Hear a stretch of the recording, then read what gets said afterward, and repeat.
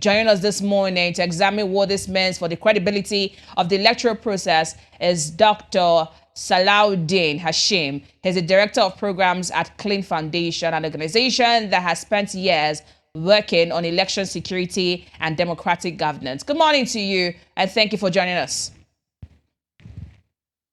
Good morning, and thank you very much for having me. Thank you, Dr. Hashim. Let's get right into the conversation. We've had lots of violence reports here and there in Osun State. Even after the IG Disu made a visit to the state, we thought, there'll be a truce and everywhere will be calm. But here we are, we still have reports of violence. How alarming is this incident in Osun? And what does it tell us about the level of preparedness for the forthcoming governorship election come August 15? All right.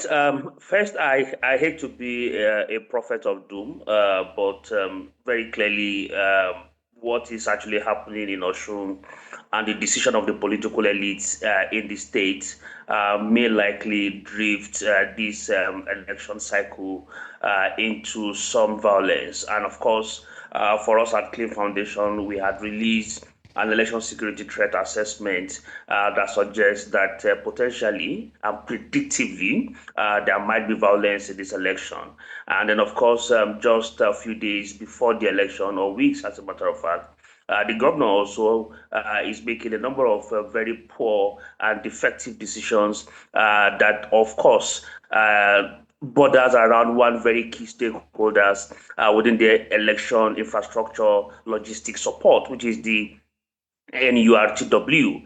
So when you see incidences of what has happened, it is basically not just an issue of election security per se, even though it is an assault on the entire electoral process. And the reason why it is so is because it is going to have three damning consequences. One is the integrity of the entire process. Two is the confidence of the electorate. And three will border basically around the entire outcome and how people perceive the election to be. Although INEC had come out to say, look, it doesn't matter if they had carted away with some of these PVCs, beavers will reject them. But it goes beyond that. And one of the very faulty ideas, particularly for election security operators, is to think that election security only gets deployed on election day. This is actually a very faulty approach that we have continued to apply since we return to democracy. Election security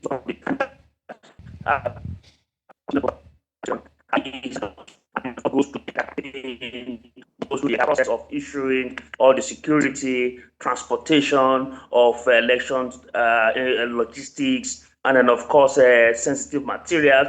Those are the end-to-end process of election security. But our faulty deployment of election security only on election day has made most of these other aspects very vulnerable. And that exactly was what we saw in Osun State, where now some level of sensitive materials and PVCs have been carted away by hoodlums who seem to want to attack the integrity of this process. And of course, this is going to be a test again, not only for INEC, but again for election security stakeholders. And one of the very faulty things that has been consistent again is the fact that we have also refused to decentralize the independent consultative election security committee on election security. This particular committee operates only at the national level, and we are hoping that if you decentralize, it offers this very broad spectrum of people participating very clearly and coordinating election security. But again, ICES oftentimes is more effective only at the federal level. So we think that some level of decentralization might again reinforce some of these elements at the state level. And again, there is also the request or the demand that the Commissioner of Police be redeployed for some issues around compromise. You recall that recently the Commissioner of Police and the governor had been at loggerhead about whether or not some hoodlums are being kept in the government house. This was clearly an accusation And the IG visited the governor and said, look, the commissioner had accused that some hoodlums are kept in the government house and they were not being allowed to be arrested. And this is actually what elites do. They prepare some of these guys ahead of the election and keep them in fortress that cannot be accessible to security stakeholders and only get them out on election day. This in itself suggests how very unpatriotic political elites have become, only to win an election, but not in the interest of the country. That in itself is an unfortunate situation and scenario that we have in Osun State. Dr. Hashim, even of the patriotic of citizens now, who even have some level of trust in the system, at this point in Osun State, there are some who already lost confidence to say, am I even safe to come out on election day, you know, to cast my vote with all of this violence happening here and there, and now snatching of PVCs have been, you know, included in all of this violence happening. How can INEC and even the Osun State government, you know, reassure citizens that, yes, we know this has happened, but be rest assured this is what we can do? How can they, you know, restore confidence back in the process and the system? I think it is very important to mention that one of the biggest ingredients of any democratic process that is very robust is the presence and evidence of contestation. But again, this contestation must be done in a healthy manner. In an approach that is within the law, the ambit of the law, within specific frameworks, and there are rules of engagement that actually governs some of these things. Unfortunately, what we have seen is the fact that all of these rules are suspended and we see a direct assault on the system. Now to your question about how INEC can deal with some of these issues. Unfortunately, one is the fact that citizens already have perception about bias regarding the process and the INEC as an institution. Yes, I mean, people can hold those kind of opinion. But unfortunately, even when INEC attempts to make some kind of reform efforts, people always believe that it is doing so because of some specific interests. And then, of course, I just listened to my very good friend who just left and actually raised a lot of concern. And of course, one of the things that he also doesn't know is that chasing political parties is one of the most difficult elements, and engaging them is one of the most difficult things to do as a stakeholder. And of course, whatever you can do is what you need to do to be able to get things done. And I'd like to state very clearly, and of course, not speaking because INEC here is involved. INEC has been one of the most progressive government agency in this country. I dare say that any agency that has that much of reforms that INEC has introduced should please come forward. But again, whether this particular reform agenda that INEC has introduced has actually translated into election integrity, that is also another question that left for people to interrogate, because it has not really. And of course, it has also not changed the perception of the people about INEC. But again, those reforms are progressive and they are very incremental. But again, one thing that we must do is provide perhaps a second chance. And INEC must either be unbundled, because again, some of those components within INEC that gives it some of these reputational damage and risk typically shouldn't even be that tough. You unbundle them and let them focus only on the election management system in itself, and the entire component of election security, the component of chasing political parties for audit report and all of that should be given to another agency. And of course, there is a report that had actually recommended that. But again, implementation has been a problem. And the reason why it is so is because of the political economy of holding on to all of these tasks and mandates. And of course, when you see government agencies fighting over assignment or fighting over some set of additional responsibility, it is not because they like work or they like task. It is simply because they can weave budget and economy around it. And then, of course, that becomes one of those territorial grounds that they continue to hold. The fact is simple. INEC hadn't allowed its reform to translate into public perception of what in itself has been able to deliver. And that is unfortunate. But again, this Osun election offers additional litmus test for INEC to break loose from that chain of bondage that they have been for a long time. Before I let Ugochukwu, my colleague here, come in, right? If you can quickly just do justice to this question. Ugochukwu is smiling. Right. From the Ekiti election, you did observe and saw that happen in Ekiti. Now we're moving to the Osun elections. What are some of the lessons and some of the lapses you saw in Ekiti elections that we could make corrections in the Osun election come August? Yeah, the two elections, there are two parallels. Right. In Ekiti, there was no contestation. There was no political opponent. The governor used a maverick Machiavellian approach to rally every political opponent and had won them to himself.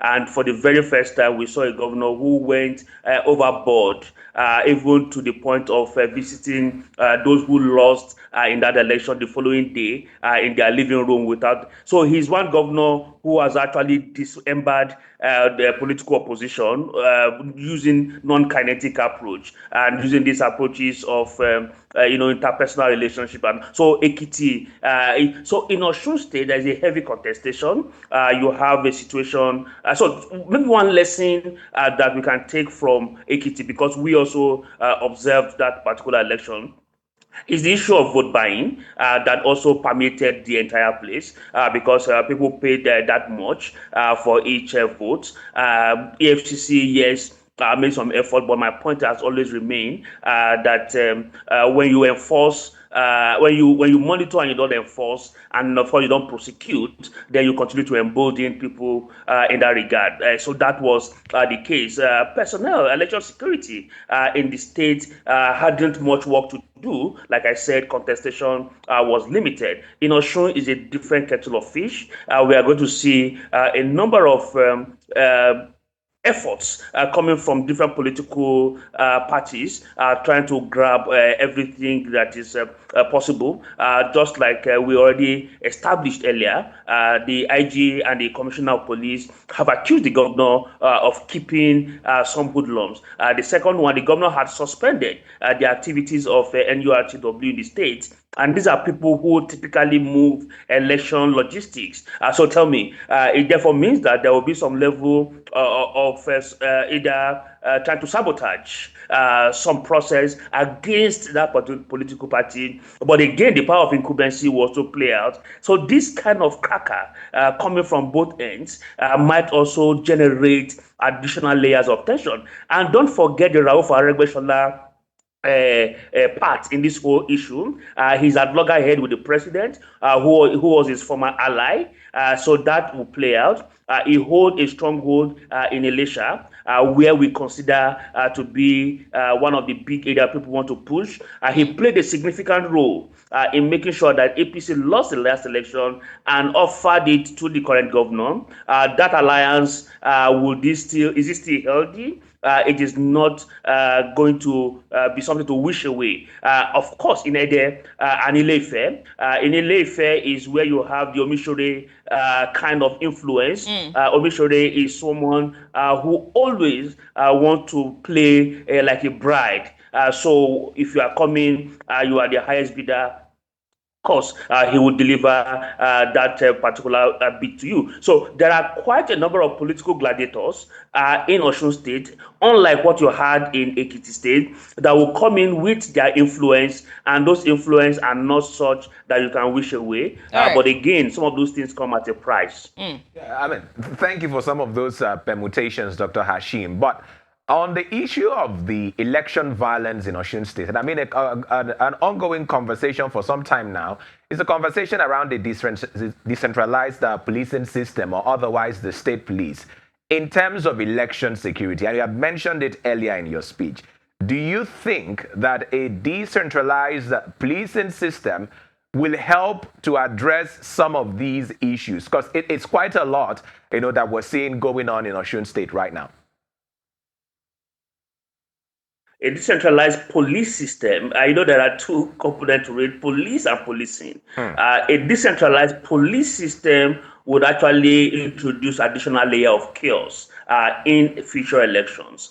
So let us take that as a go, and that is simply because governors, he who pays the piper, must dictate the tune. Governors who control the state independent electoral commission always win all the LGA positions during an election.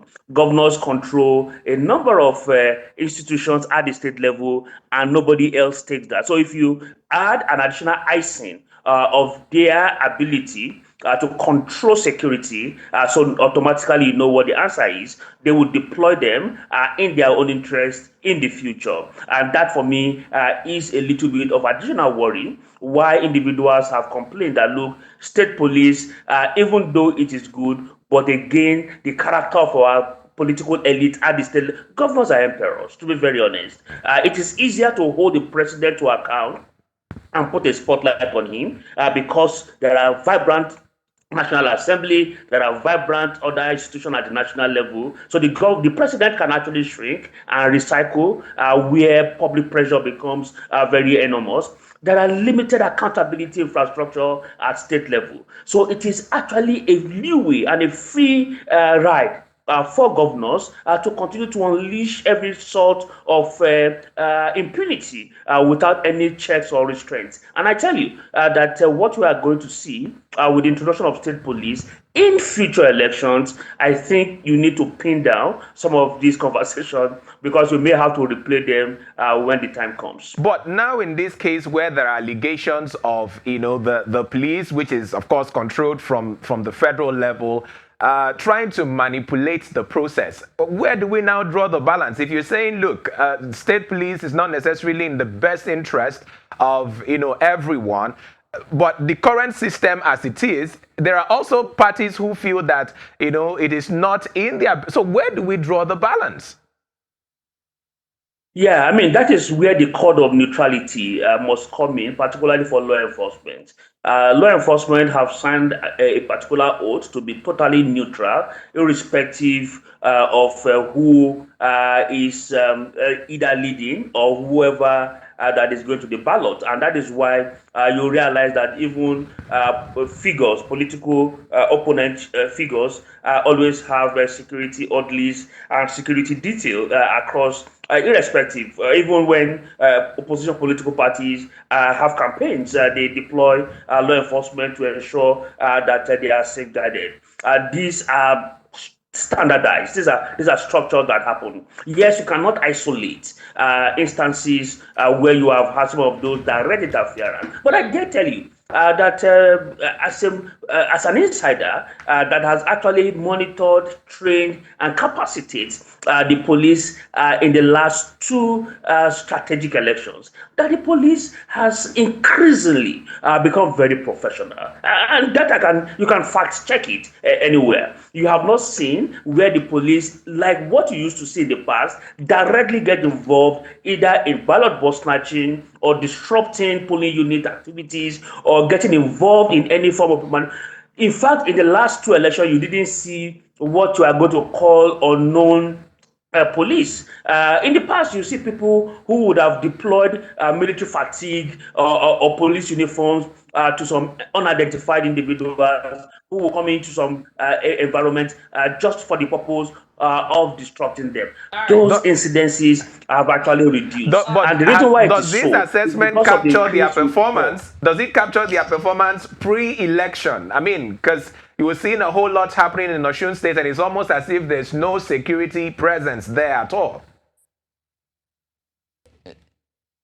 Yeah, I mean, if you listen to my opening statement where I said that election security is end-to-end, it should happen from the onset when voter registrations are happening till the very end when results and, of course, governance kicks off. All right. Dr. Hashim, we are totally out of time. But the Osun election is in August 15th, and we're still going to have the conversation looking at the possible free, fair, and credible election that we do hope to happen in Osun. But thank you very much for your time on the program this morning. Thank you very much for having me. Thank you. Enjoy the rest of your day. Interesting that you're saying possible. They should be guaranteed free, fair, and credible elections. Looking at the outcomes of things that have played out week in, week out, leading to the election in August, can we still guarantee a free, fair, and credible election at this rate of violence that's been happening, snatching of PVCs? Is it going to be a case of... And BVAS machines as well. Right. Who pays the piper is going to dictate the turn. We spoke to Bukola Idowu about the funding and those who are going to vote, who decide to get into office. So in Osun election, is it going to be those with the pockets or those with the PVCs that would decide who is going to continue or who is going to be the new sheriff on the seats?